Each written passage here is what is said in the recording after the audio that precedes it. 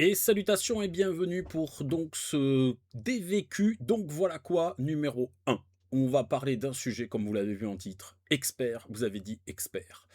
Alors, pourquoi je traite ce sujet en premier? Pour clarifier les choses. Qu'est-ce qu'un expert? Ça va être l'objet de cette vidéo et surtout, qu'est-ce qu'un expert judiciaire? Parce que comme vous le savez très certainement, le titre d'expert en France n'est absolument pas protégé.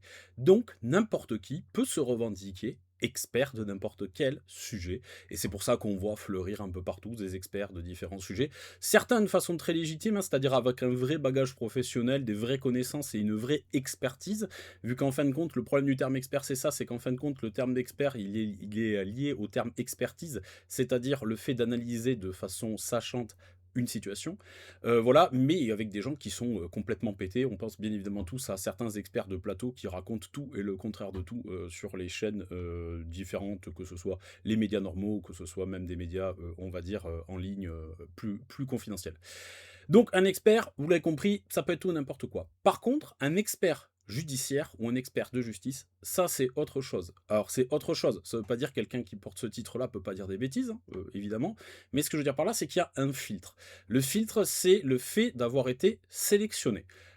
Sélectionné par qui? Alors c'est sélectionné par une cour d'appel ou la cour de cassation. Donc c'est une, on va dire, c'est une entité administrative de la justice française qui va se réunir une fois par an.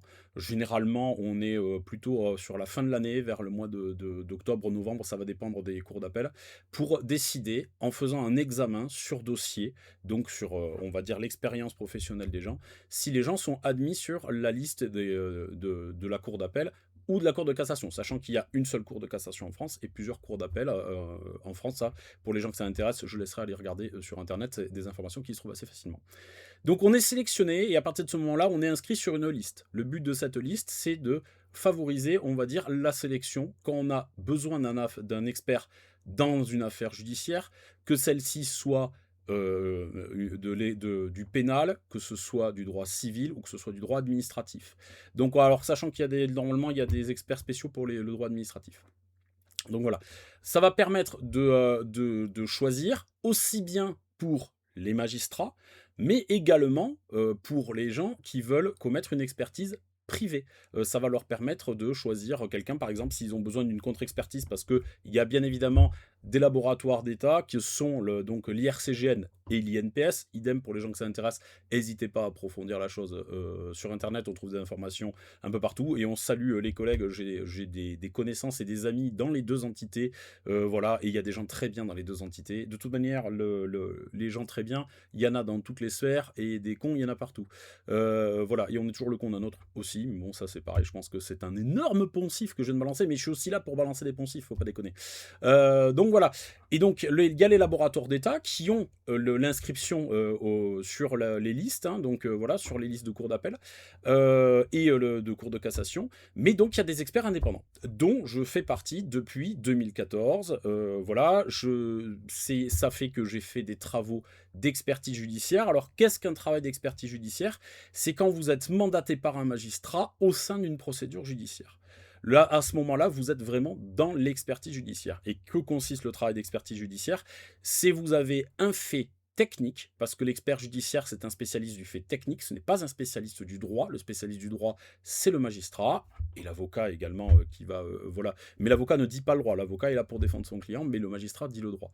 Donc voilà, mais donc c'est le spécialiste du fait technique, dont évidemment les magistrats ne peuvent pas être spécialistes de tout, c'est juste pas possible, on peut pas demander à un magistrat d'être spécialiste dans absolument tous les domaines techniques que peuvent être l'immobilier, qui est un énorme sujet en matière de droit civil, aussi bien que dans de l'expertise criminelle et des choses comme ça. Donc ce n'est juste pas possible. Donc l'expert judiciaire, il est là pour exposer et expliquer le fait technique aux magistrats et aux jurés le cas échéant dans une affaire. Il est là pour apporter un éclairage technique. Et c'est quand on est au sein de cette expertise-là qu'on est un expert judiciaire. Le reste du temps, on est un spécialiste armement petit calibre. C'est pour ça que j'aime beaucoup le terme spécialiste plus que le terme d'expert, parce que ça veut dire qu'on est dans une étude spécialisée. On s'est spécialisé dans une branche. C'est pour ça que je préfère ce terme-là au terme expert qui est souvent mal compris comme étant quelqu'un qui sait tout. Non.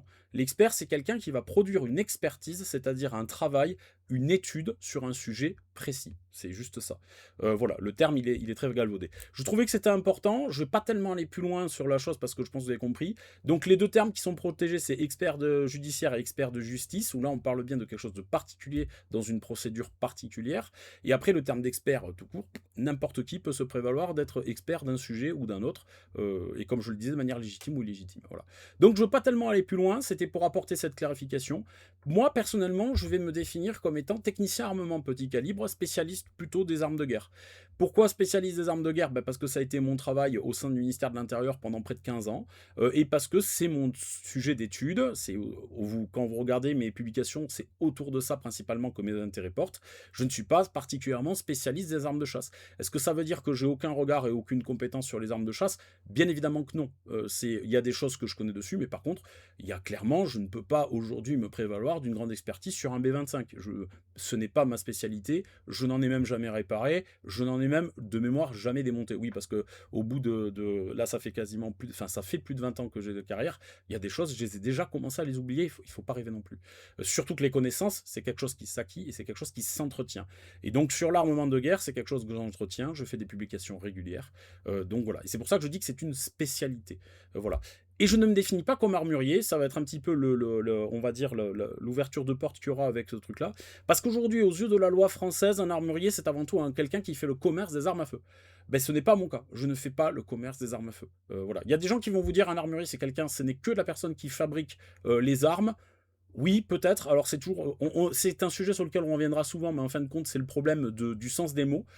Et en fin de compte, les gens vont avoir une utilisation des mots qui risque d'être variable d'une personne à l'autre. Aujourd'hui, le truc, c'est que armurier, c'est quelque chose qui est utilisé par les autorités françaises et qui est défini donc par l'article R311.1 du Code de la sécurité intérieure comme étant quelqu'un qui fait le commerce. Principalement, c'est ça. Ça peut être fabrication, mais c'est surtout un commerçant.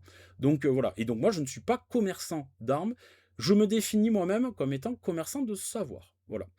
Et enfin, je vais finir pour les gens qui veulent en savoir plus sur les experts judiciaires et notamment les experts en balistique, ben, je vais les inviter tout simplement parce qu'on va me le reprocher si je le fais pas, et ce serait un reproche légitime, à regarder ce que fait la Conexarm, donc qui est la compagnie nationale des experts en armes, munitions et explosifs près les cours d'appel, dont je suis au moment où je vous parle le secrétaire général.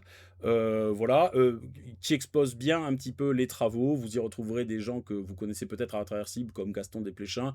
Il y a des gens également comme Monsieur Christian Goblas, il y a Monsieur Jean Huon également, qui est un auteur assez prolifique et qui est bien connu sur la place, qui est membre de la compagnie et qui en est le président d'honneur aujourd'hui. Le président aujourd'hui étant Monsieur Christian Goblas. Voilà, vous y trouverez des informations intéressantes.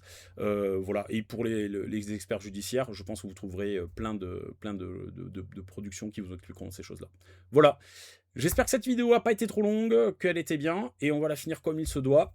Donc voilà quoi.